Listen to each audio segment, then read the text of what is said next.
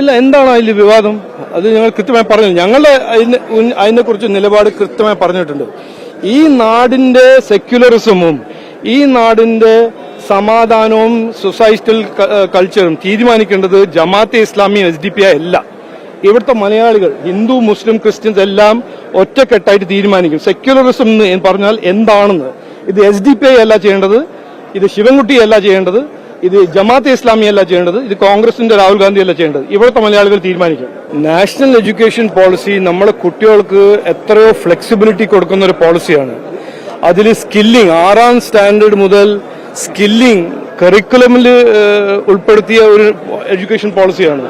അതിൽ credit framework ഉണ്ട്. കുട്ടികൾ ഇന്ന് ഇവിടെ ഒരു കൊല്ലം സ്കൂൾ ഡ്രോപ്പ് ഔട്ട് ആയിട്ട് ഒരു 3 കൊല്ലം കഴിഞ്ഞിട്ട് സ്കൂൾ മടങ്ങി വരണമെന്ന് അങ്ങനെ ആഗ്രഹമുണ്ടെങ്കിൽ നാഷണൽ എഡ്യൂക്കേഷൻ പോളിസി ഉണ്ടെങ്കിൽ അത് സാധിക്കും. സ്കൂളിൽ നിന്ന് വിട്ട് ഒരു 5-6 കൊല്ലം കഴിഞ്ഞിട്ട് കോളേജിൽ അഡ്മിഷൻ വേണമെന്ന് അങ്ങനെ ആഗ്രഹിച്ചാൽ നാഷണൽ എഡ്യൂക്കേഷൻ പോളിസിയിൽ അതിൽ ഫ്ലെക്സിബിലിറ്റി ഉണ്ടാവും. സ്കൂളിൽ നിന്ന് ഡ്രോപ്പ് ഔട്ട് ചെയ്ത് കോളേജ് പോയില്ല എന്ന് വിചാരിക്കൂ, 6 കൊല്ലം നാഷണൽ എഡ്യൂക്കേഷൻ പോളിസി വഴി കഴിവ് സ്കില്ലിംഗ് ഒരു കരിക്കുലം അത് പങ്കെടുത്തിട്ട് അതിൽ ഉൾപ്പെടുത്തിയിട്ടുണ്ട്. ഇതെല്ലാം മനസ്സിലാക്കിയിട്ടും 6-8 കൊല്ലം ഇവർ ചവിട്ടി വെച്ചിരിക്കുന്ന നാഷണൽ എഡ്യൂക്കേഷൻ പോളിസിയാണ്. ആര്? നമ്മളെ പിണറായി വിജയൻ സാറും ശിവൻകുട്ടിജിയും. അപ്പോ ഇത് എന്തിനു ചെയ്തു? അതിന്റെ ഒരു ഡയറക്റ്റ് ഫലമായിട്ടല്ല നമ്മളിന്ന് കാണുന്നത്. കുട്ടികളെല്ലാം പുറത്തുപോയി, നാടിന് പുറത്തുപോയി പഠിക്കുന്നു.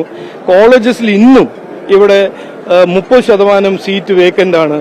നാഷണൽ എഡ്യൂക്കേഷൻ പോളിസി കുട്ടികൾക്ക് എത്രയോ നല്ലൊരു പോളിസിയാണ്. അവരുടെ ഭാവിക്കും അവർക്ക് അവസരങ്ങൾ സൃഷ്ടിക്കാൻ ഒരു പോളിസിയാണ്. അതിന് എവിടെ ചവിട്ടി വെച്ചിരിക്കുകയായിരുന്നു ഇതുവരെ. ഇപ്പോഴാണ് 3 മാസം ഇലക്ഷൻ വരുന്ന മുമ്പ് വിദ്യാഭ്യാസം ഒരു കൃത്യമായ ഒരു ഇഷ്യൂ ആവും എന്ന് കണ്ടു പേടിച്ചിട്ടാണ് ഈ സർക്കാർ ഇപ്പോ പറയുന്നത് PM ശ്രീ സ്കൂളും വേണം, നാഷണൽ എഡ്യൂക്കേഷൻ പോളിസിയും വേണം.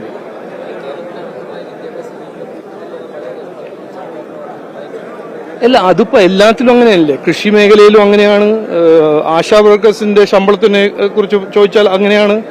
ഇത് അവര് ഒരു സ്ഥിതി ഉണ്ടാക്കി വെച്ചിരിക്കില്ലേ. 10 കൊല്ലം കടമെടുക്കാണ്ട് ഈ സർക്കാരിന് ഒന്നും മുമ്പോട്ട് പോകാൻ പറ്റുന്ന ഒരു സ്ഥിതി ആരാണ് സൃഷ്ടിച്ചത്?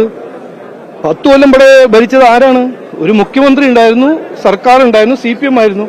അപ്പോ ഒരു ഇക്കണോമിനെ തകർത്ത് വെച്ച ഒരു സർക്കാർ ഇന്ന് അവർക്ക് മനസ്സിലായിട്ടുണ്ട് ഇനി വരാൻ പോകുന്ന ഇലക്ഷനിൽ വികസനം, ഇക്കോണമി, വിദ്യാഭ്യാസം, തൊഴിൽ ഇതെല്ലാമായിരിക്കും പ്രധാനപ്പെട്ട ഇഷ്യൂസ്.